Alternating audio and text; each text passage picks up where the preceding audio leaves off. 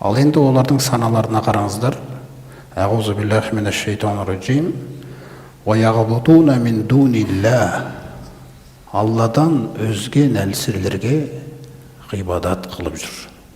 Ойлаңыз. Алладан өзге нәрселерге ғибадат қылып жүр. Мына сөйлемнің өзінде үлкен нәрсе жатыр да ойланатын мысалы. Кім ол Алла? Алла Тағала Рум сүресінде айтады мысалы. Шақыру тастайды.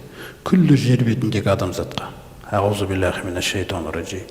Аллаху лази халақакум. Бірінші жамбасқа тастауы адамзатты Алла Тағаланың. Алла сол сендерді жаратқан. Сіз жаратылысқа қарап, бұл бір сөз жаратқан деген сөз. Алайда сіз қарасаңыз өзіңізге, қалай жаратқан сізді? Кім қайталай алады бұл жаратылысты? Кім? Сендерді жаратқан. Қандай керемет бейнеде. Күллі жаратқан нәрселерінен артықшылыққа бөлеп. Тіпті сондай күнәдан пәк Раббымыздың құзырындағы ең жақын періштелерге дейін сәжде жасаған. Құр жарату деген нәрсе емес, жаратуда үлкен мағынада жаратқан. Осы сөзбен Алла Тағала сен менікісің деп отыр. Сенің авторың менмін. Сені салған, бейнелеген, жасаған, күллі тұла бойыңда, құрылысыңды ұйымдастырған. Сен менікісің. Сол сананы тазалап отыр.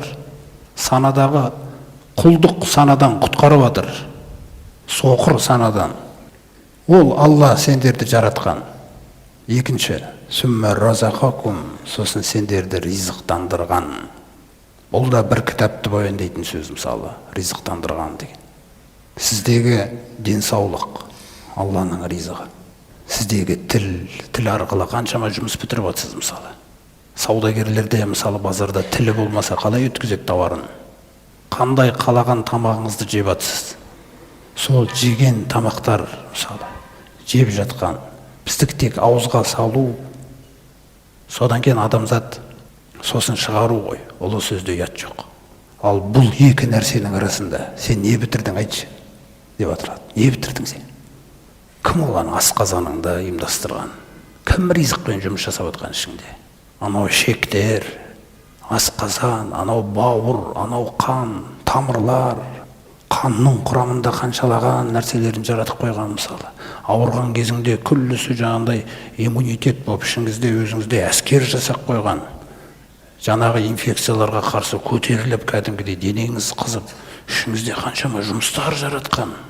Сіздің әйеліңіз Алланың берген сізге ризығы. Сіз сүйіп жүрген ұл қыздарыңыз Алланың берген сізге ризығы. Сіздің кәсібіңіз ризығы. Сол кәсіптегі ақылыңызды қозғай алып, жоспарлар жасауыңыз ризығы. Осының бәрін қамтиды. Таза ауа мысалы.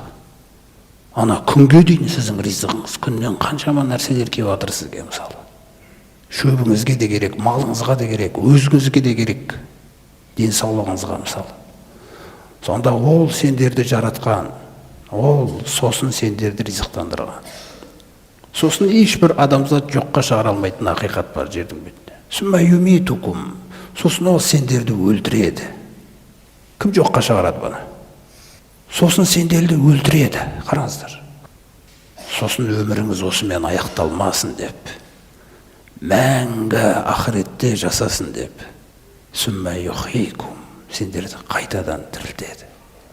Осы төрт нәрсені жер бетіндегі адамзатқа Алла Тағаланың тастаған шақыруы мынау.